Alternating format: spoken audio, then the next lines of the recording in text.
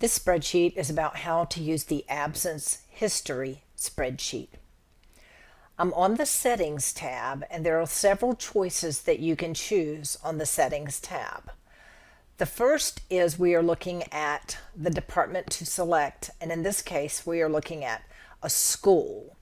If you are finance, you will see more options there than are presented here. You have the choice of a fiscal year, so you can go back in time and choose a different year. For instance, last year. The default is current fiscal year. You can also choose all absences or absences by job codes. That assumes, of course, that you know what the job codes are and that you want to see the entire fiscal year, or you may want to put a certain date range. In this case, I have chosen to go back to the year January of 2015 to right now of 2019. And why might I want to do that?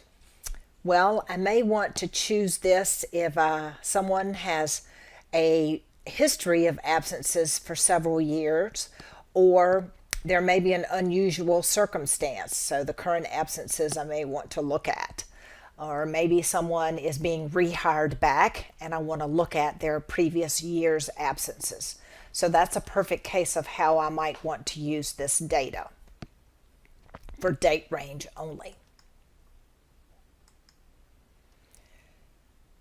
The absence format will come up either in hours or days, and that's preset for you, and to show you also the number of hours in a day.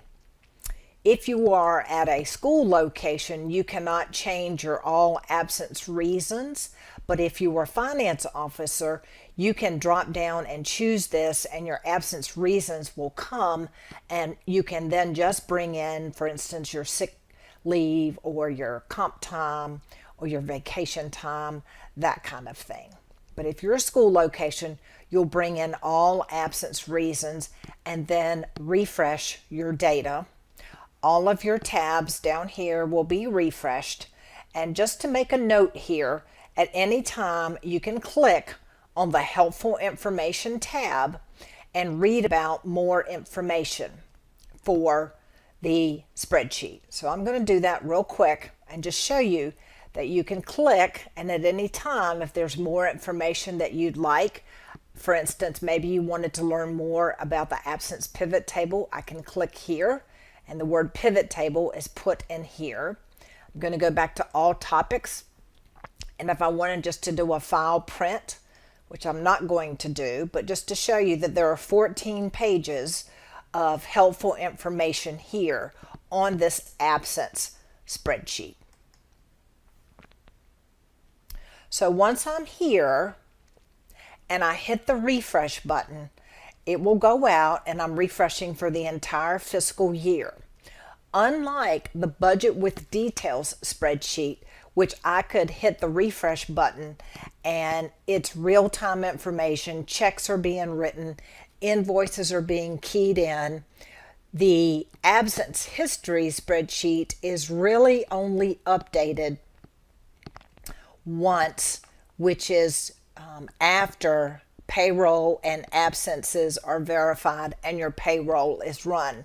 So typically at the end of a month. So the great time to refresh this data is at the beginning of the following month after your payroll has been run. So you would refresh the data and you would land on this absences tab. Now notice we have the last name, first name, middle initial, the check date, the check number, and the absence date. The absence reason that was coded in, the absence code, excuse me, and then the reason that matches the absence code, the hours, and the hours with percent employed. On any of these, of course, like any of our spreadsheets, we could filter.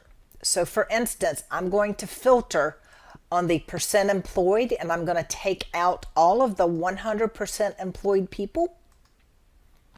and just look at my people who are not 100%, and you can see typically that they are custodians and aides. They might also be bus drivers, for instance. And what you will see is that they are absent 4 hours, but with their percent employed, that is really only 2 hours because they are 50% employed. So it's very important to look at this column heading, the actual absence hours with percent employed, not the actual absence hours. Okay, so I'm going to remove all of my filters and put them back on to look at all of my data.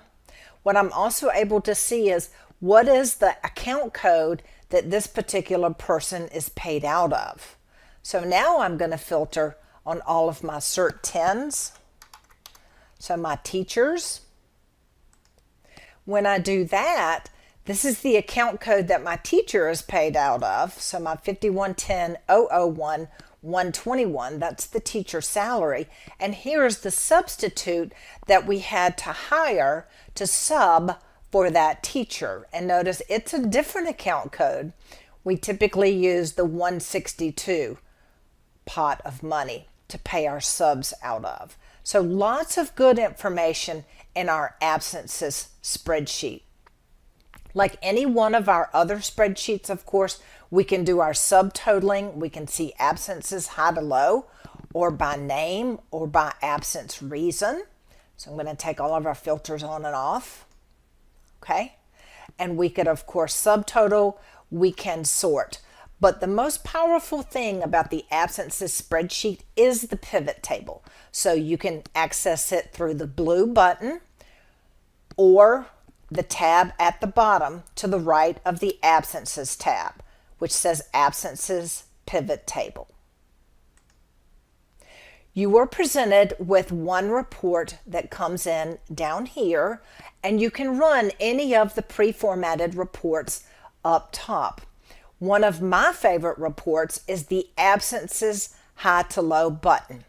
So I'm going to run that report, absences high to low.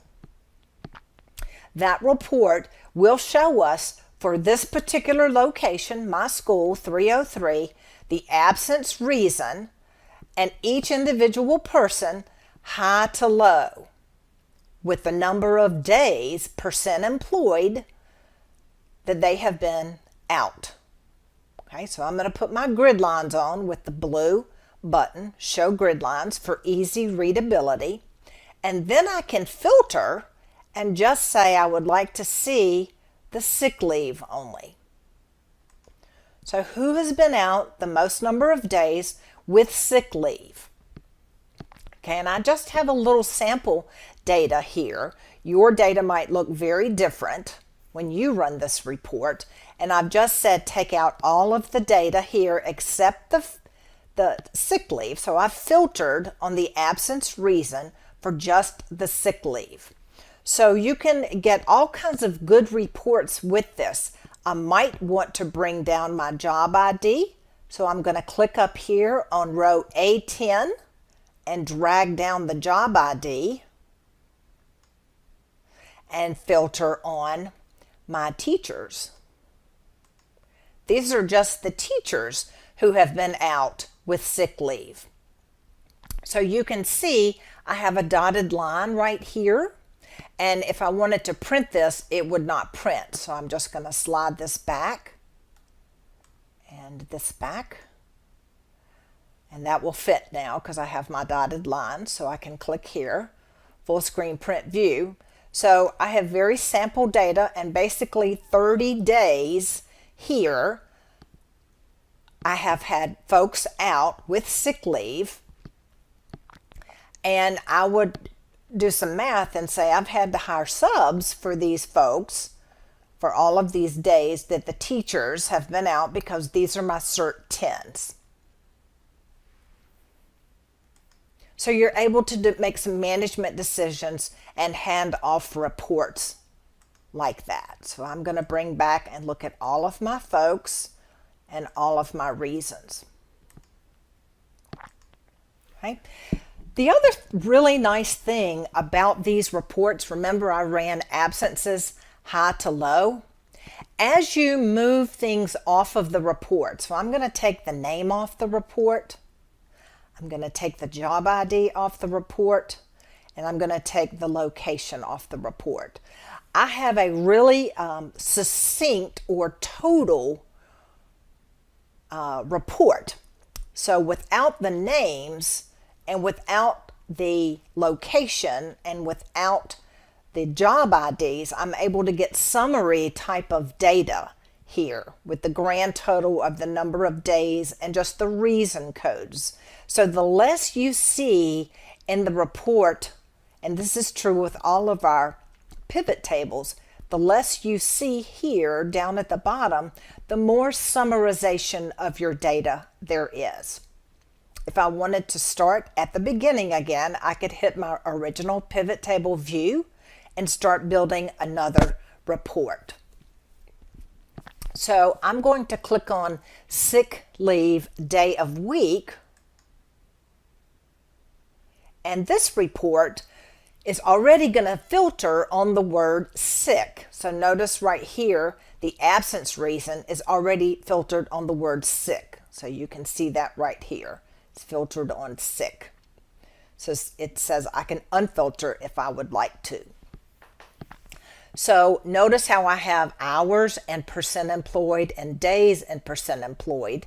And earlier, remember how I showed you that we can't really look at this because we might have people across multiple job codes. So we always need to look at the percent employed, and whether you'd like to see that in hours or days, you can show both of these or just the days or just the hours, depending on how you'd like to see the data.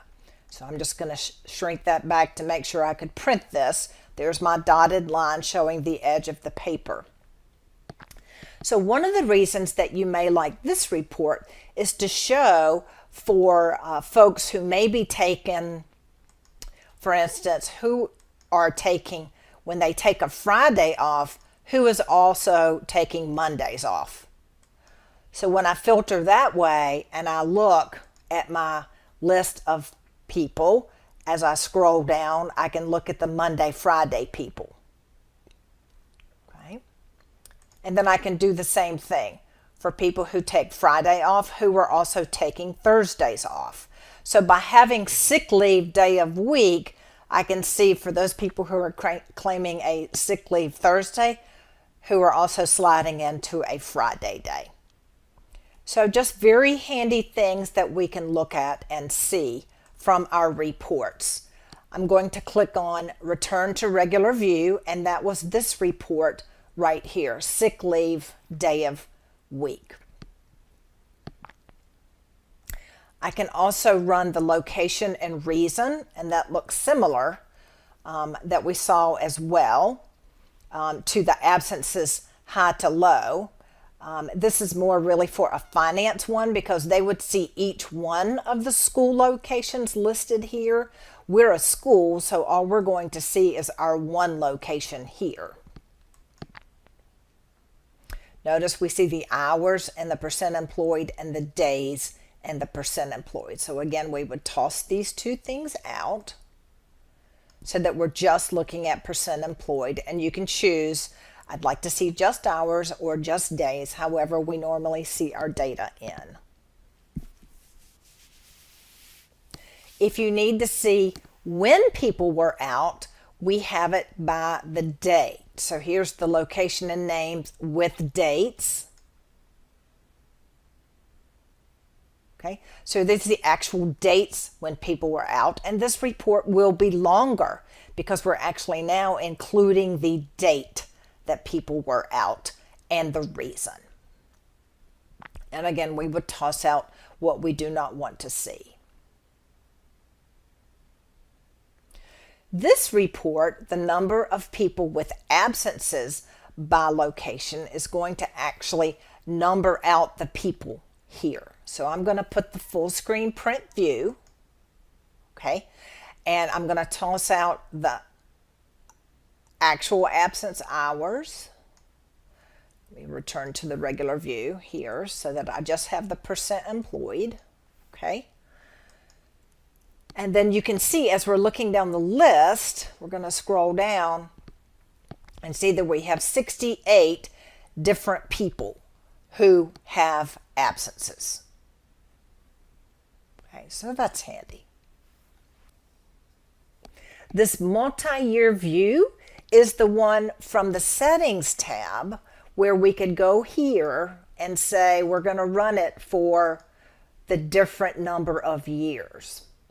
So back over here on the pivot table, when we run a multi-year view, it gives you pause and says you must refresh using that date range.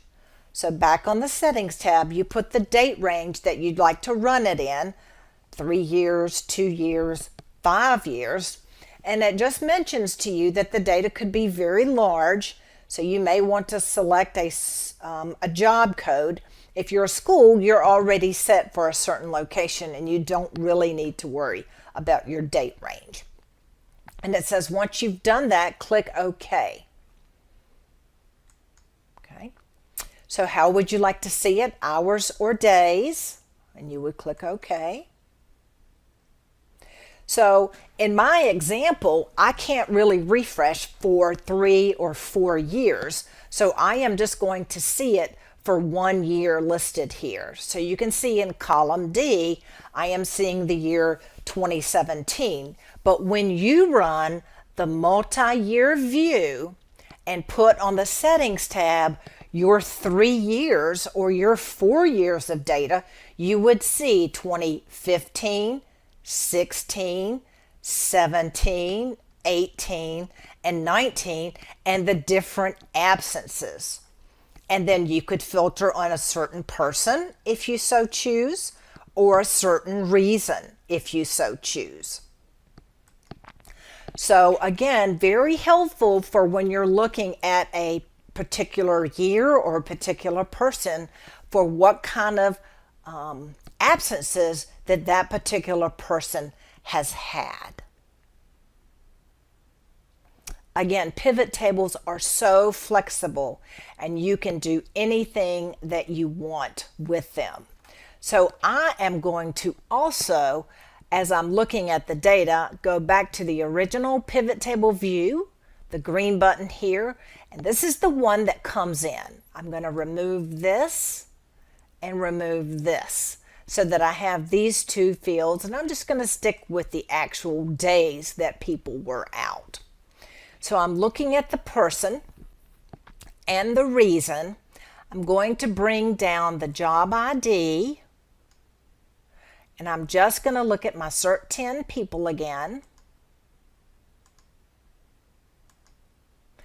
And now that I'm seeing my Cert 10 people, I can see that they're out for various reasons. They take personal leave, they take professional leave, and sick leave, but they're all teachers. So maybe I would like to see who the substitute was. Okay, so here is the substitute that subbed for this particular teacher, the Cert 10. And notice how this did a subtotal on Cert 10 here, and then it did another subtotal, and then it did another subtotal, subtotaling down. So I'm going to double click on the column heading and say, instead of doing any kind of subtotaling on the job ID field, I'm going to say no subtotaling, please. And then what it does is it just kind of lines it up like this with no subtotal, subtotal, subtotal going on here. And now I just have a subtotal here with the individual person's name, so that I do have a subtotal right here for each individual person's name. So you can start with the original pivot table view and then just start dragging down fields as you would like. I'm unfiltering right now so that I'm looking at all of my data.